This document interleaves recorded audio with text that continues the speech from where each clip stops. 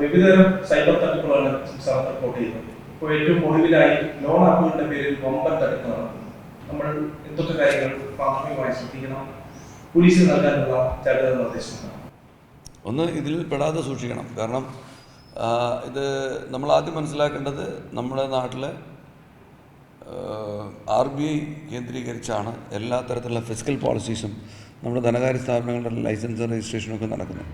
അപ്പോൾ അങ്ങനെ RBI licensing ഇല്ലാത്ത ഒന്നുകിൽ നാഷണലൈസ്ഡ് അല്ലെങ്കിൽ ഷെഡ്യൂൾഡ് അല്ലെങ്കിൽ കോപ്പറേറ്റീവ് അതും അല്ലെങ്കിൽ NBFC എങ്കിലും അല്ലാത്ത ഒരു സ്ഥാപനത്തിൽ നിന്നും ഒരു പണമിടപാടുമോ അല്ലെങ്കിൽ ധനക്രയവിക്രമോ നടക്കാൻ പാടില്ല. അങ്ങനെ നടന്നു കഴിഞ്ഞാൽ അത് ഒരു തട്ടിപ്പിനുള്ള തുടക്കമാണെന്നുള്ള തിരിച്ചറിവ് നാട്ടുകാർക്ക് വേണം.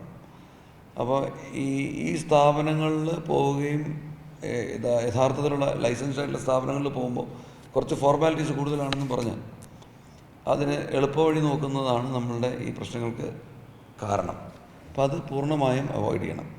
15,115 പരാതികൾ കഴിഞ്ഞ് 3 വർഷമായിട്ട് കിട്ടിയതിനകത്ത് 284 മാത്രമേ FIR ആയിട്ടുള്ളൂ.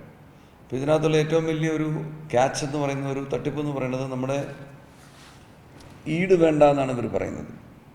മനസ്സിലാക്കാത്തൊരു കാര്യം എന്ന് പറഞ്ഞിട്ടുണ്ടെങ്കിൽ നമ്മുടെ സ്വകാര്യതയും നമ്മുടെ പേഴ്സണൽ സ്പേസുമാണ് അവിടെ ഈടെന്ന് പറയുന്നത്. അത് പണയം വെച്ചിട്ടാണ് ഇവർ ഈ പൈസ മേടിക്കുന്നത്, പൈസ കൊടുക്കുന്നത്. അപ്പോൾ അത് സാധാരണഗതിയിലുള്ള ഈട് ഒരെണ്ണം വെച്ച് നമ്മൾ ഭൂമി വെച്ചാൽ ആ ഭൂമി മാത്രമേ പോകുള്ളൂ.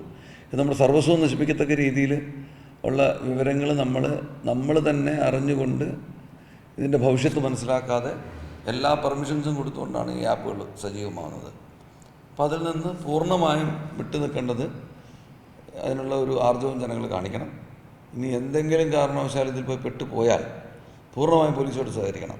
നമ്മൾ ഇൻവെസ്റ്റിഗേഷൻ നടത്തിയിട്ടുള്ള എല്ലാ കേസുകളിലും നമുക്ക് സമയം എടുക്കുമെങ്കിലും നമുക്ക് പരിപൂർണ്ണ വിജയം തന്നെ ഉണ്ടാകുന്നത്. ഈ ആൾക്കാരുടെ സ്വകാര്യത പോലും നമുക്ക് സംരക്ഷിക്കാൻ ഒരു പരിധിവരെ സാധിക്കുന്നുണ്ട്.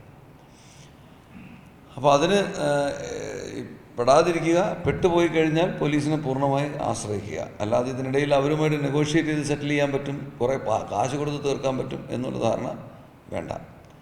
2, നമുക്ക് പരിചിതമല്ലാത്ത മേഖലകളിൽ നിന്ന് വരുന്ന ആപ്പുകൾ, നമ്മളിപ്പോൾ പ്ലേ സ്റ്റോർ, ആൻഡ്രോയിഡാണ് പ്ലേ സ്റ്റോർ, ആപ്പിളാണ് ആപ്പ് സ്റ്റോർ, ഇതിൽ നിന്നുമുള്ള ഫോർമലായിട്ടുള്ള ആപ്പുകളല്ലാതെ വേറെ ഒന്നും നമ്മൾ ഡൗൺലോഡ് ചെയ്യാൻ ശ്രമിക്കരുത്. അതിനകത്ത് പലതരത്തിലുള്ള മാൽവെയറുകൾ നമ്മളുടെ എന്തോ ആയിക്കോട്ടെ, നമുക്ക് അത്ര ഉറപ്പുള്ളതാണെങ്കിൽ നമ്മളത് ചെയ്യാവൂ. അങ്ങനെ അത് ഉറപ്പ് ബോധ്യപ്പെടാനായിട്ട് നിവൃത്തിയിലെ പോലീസിനെ സമീപിക്കാം.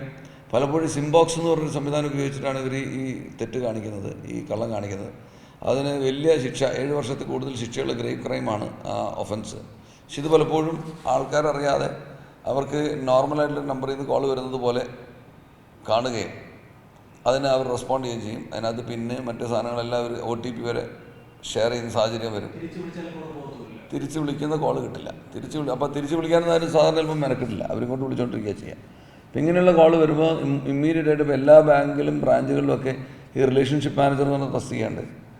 അവരുമായിട്ട് ബന്ധപ്പെട്ടിട്ട് ഇതിൻ്റെ ജെനുവിൻനെസ് ആദ്യം ബോധ്യപ്പെടുക, എന്നതിന് ശേഷം മാത്രം ഇതിലേക്ക് പോകാവൂ. പിന്നെ കൂടുതൽ സംശയം തോന്നുകയാണെങ്കിൽ പോലീസിനെ തീർച്ചയായിട്ടും നിങ്ങൾക്ക് ബന്ധപ്പെടാവുന്നതാണ്. ഞങ്ങൾ സദാ ജാഗരൂകരായിട്ട് നിങ്ങളുടെ എല്ലാ വിളിക്കും റെസ്പോണ്ട് ചെയ്യാൻ വേണ്ടി ഞങ്ങളിരിക്കുകയാണ്. അപ്പോൾ ഇത്തരത്തിലുള്ള കാര്യങ്ങളിൽ നമ്മൾ ഈ അപരിഗ്രഹം, നമ്മുടേതല്ലാത്തൊന്നും വേണ്ട, നമ്മളുടെ നിയമാനുസൃതമുള്ള കാര്യങ്ങൾ മാത്രം മതി എന്നുള്ള ധീരമായൊരു തീരുമാനം എടുക്കാനായിട്ട് മലയാളി തയ്യാറാവണം.